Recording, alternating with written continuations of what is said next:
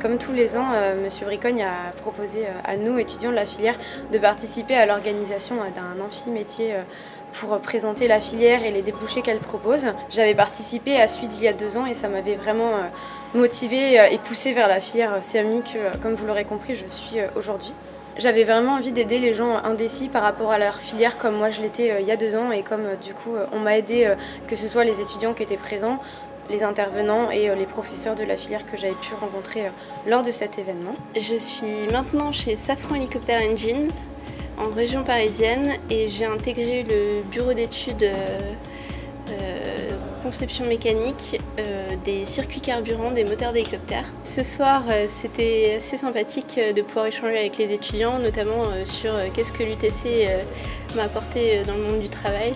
Tout ce qui est conception mécanique, UV de dimensionnement, sciences des matériaux, je sais que c'est dur, mais il faut passer par là, ça vous donnera votre raisonnement d'ingénieur plus tard. Je pense que ce qui est aussi très important, c'est voilà, tout ce que vous pouvez faire en fait autour des UV. Les UV qui vont être TX ou projet sont extrêmement importantes parce que même si vous n'êtes pas complètement intégré dans le monde professionnel, ça vous permet en fait de mettre en œuvre des compétences qu'on ne vous apprend pas, c'est-à-dire de vous intégrer complètement dans un projet, d'avoir ce raisonnement en fait, de savoir par quoi je commence, quels sont les objectifs, qu'est-ce que je veux avoir à la fin. Donc ça, vous le voyez un petit peu pendant vos stages.